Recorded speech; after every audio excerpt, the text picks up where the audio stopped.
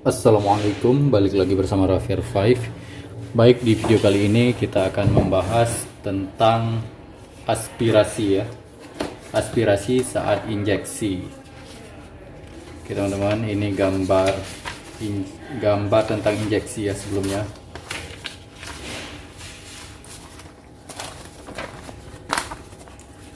Baik teman-teman, langsung saja kita bahas. Di video sebelumnya kita sudah bahas tentang lokasi injeksi di deltoid ya. Ini dia bagian deltoid atau lokasi injeksi di bagian deltoid, yaitu di otot deltoid lateralis atau medialis. Sebelumnya kita bahas dulu apa itu aspirasi. Aspirasi menurut WHO yaitu menarik kembali plunger setelah jarum disuntikkan 5-10 detik untuk melihat adakah darah yang naik ke dalam spuit, ke dalam barel atau tabung spuit. Oke, langsung saja ya. Ini obat sudah kita isi untuk kita lakukan injeksi. Ini ceritanya injeksi yang perlu diaspirasi itu kan injeksi intramuskular dan injeksi subkutan. Kenapa? Karena injeksi intramuskular dan subkutan itu tujuan pemberian obatnya ke dalam otot dan subkutan itu ke dalam jaringan lemak, yaitu bukan ke pembuluh darah. Jadi karena itu kita perlu aspirasi. Jadi kalau saat kita injeksi tujuan kita intramuskular ke dalam otot, tetapi saat kita tarik plungernya masuk darah, berarti dia masuk ke dalam pembuluh darah. Oke, langsung saja kita mulai ya. Ini agar teman-teman mungkin lebih paham tentang aspirasi, kita contohkan injeksi intramuskular. Oke, langsung saja kita lakukan injeksi intramuskular. Bayangkan ini di bagian deltoid ya, di bagian bahu. Ini bayangkan saja otot deltoidnya. Injeksi intramuskular itu tegak lurus, teman-teman. Sudutnya 90 derajat. Tusuk, bisa lakukan teknik Z-track dulu, atau kita tekan gini, atau kalau yang kurus, terlalu kurus kita ginikan ya, biar ototnya terangkat. Terserah bagaimana mudahnya. Atau langsung kita tusuk boleh juga. Yang penting nusuknya harus lurus, sudut 90 derajat. Ini tegak lurus dengan bagian bahunya. Oke, tusuk sampai jarumnya habis. Kalau untuk injeksi intramuskular jarumnya habis. Untuk spuit yang 2,5 mili atau 3 mili ya. Panjang jarumnya ini 3 cm. Tapi yang biasa dipakai untuk injeksi di bagian deltoid itu, intramuskular itu, ada spuit yang lebih kecil lagi, yaitu panjangnya sekitar 2 cm panjang jarumnya ini. Yang biasa dilakukan injeksi di deltoid ini adalah yang sekarang seperti paling sering dilakukan sekarang, yaitu injeksi vaksin ya. Tidak ada aspirasinya. Oke, langsung saja kita tusuk tegak lurus sampai masuk semua. Sudah masuk semua. Oke, yang dinamakan aspirasi itu saat jarumnya sudah masuk semua, lalu kita tarik sedikit. Kita tarik ke atas. Kita tarik seperti ini sedikit.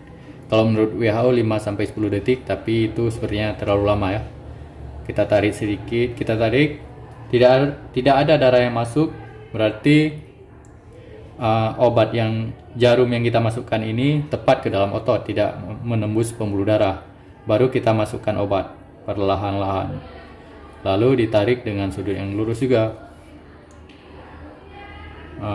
Sebelumnya jangan lupa didisinfektan ya. Setelah ini ditutup dengan kapas. Oke, yang mau kita jelaskan di sini bukan masalah injeksinya, tetapi tentang aspirasinya tadi. Aspirasi tadi saya ulang sekali lagi, yaitu setelah kita suntikkan pasien, setelah nalnya masuk semua ke dalam.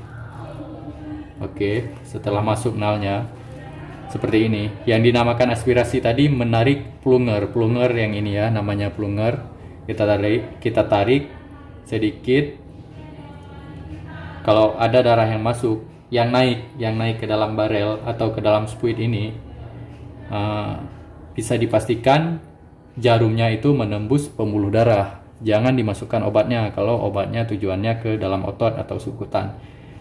Caranya gimana? Ditarik sedikit atau ditusuk sekali lagi sampai tidak masuk ke pembuluh darah, baru dimasukkan obatnya. Itu yang dinamakan aspirasi, yaitu menarik plunger sedikit ke atas saat mau dimasukkan obat untuk memastikan jarum tidak masuk ke dalam pembuluh darah.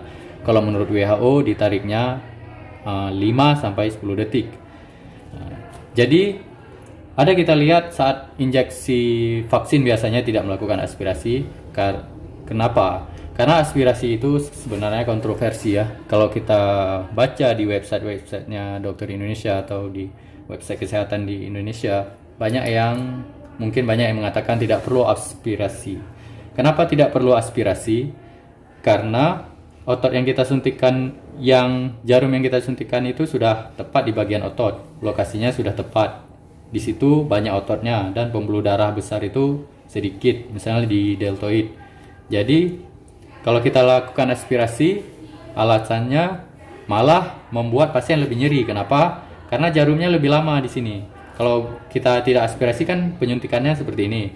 Tinggal kita tusuk, udah kita tusuk, masuk secara lancar ke dalam, lalu masukkan obat perlahan. Seperti itu. Tapi kalau aspirasi lebih lama, jarumnya tertancap di bagian otot pasien. Sudah kita tusuk, kita tarik sedikit lagi, kita aspirasi. Di situ memakan waktu tadi sekitar 5 detik ya. Apalagi kalau kita aspirasinya tidak hati-hati, terlalu kuat, itu bisa membuat jaringan di dalamnya rusak dan cedera ya, membuat nyeri. Apalagi kalau kita aspirasinya goyang-goyang. Intinya kalau aspirasi itu membuat jarum yang tertancap itu lebih lama.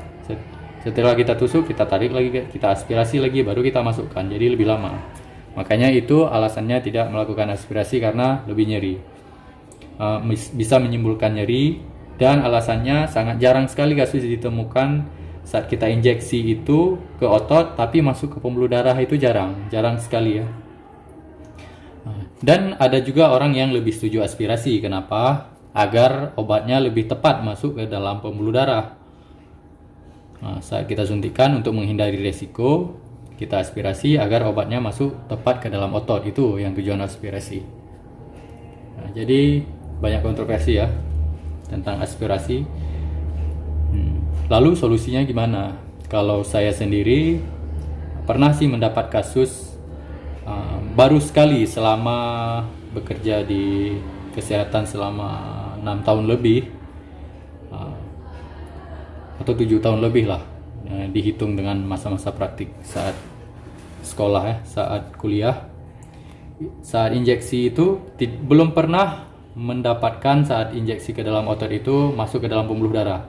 Maksudnya saat saya aspirasi belum pernah ada yang darahnya yang naik. Baru sekali dalam bulan tahun ini ada saat saya aspirasi naik darahnya sedikit, yaitu saat saya injeksi di deltoid ya, di wilayah deltoid. Saya injeksi menggunakan nal ini juga yang panjangnya 3 cm. Saat saya tusuk di deltoid, saya aspirasi sedikit, naik darahnya. Lalu saya cabut, saya arahkan ke dalam otot, aspirasi lagi, tidak ada yang masuk, baru saya masukkan obat. Jadi kasusnya sangat langka sekali.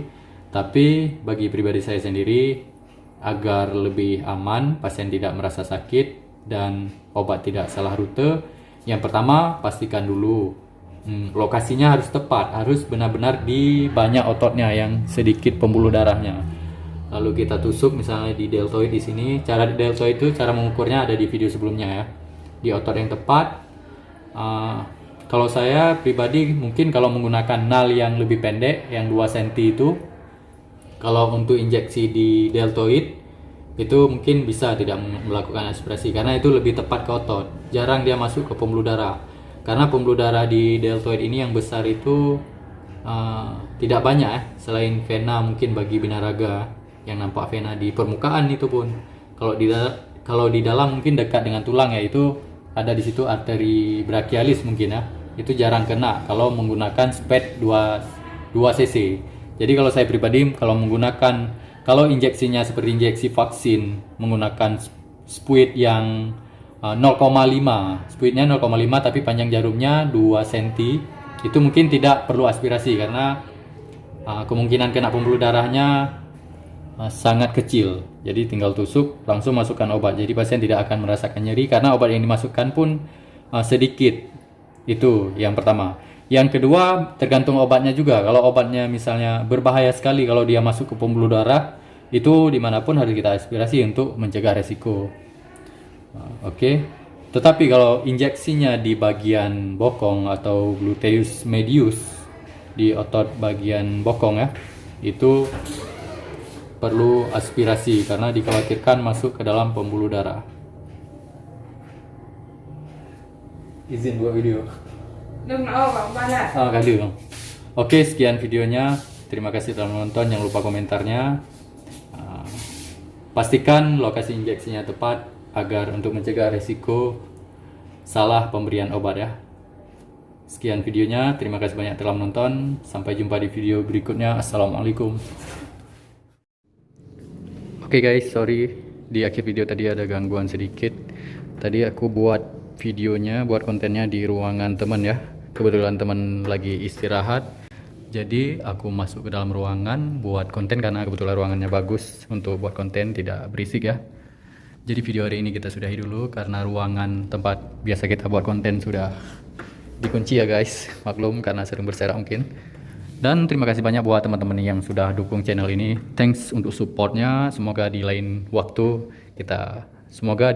atau lain kali kita memiliki ruangan sendiri untuk membuat konten yang lebih bermanfaat lagi. So thanks so much for watching. Until next time.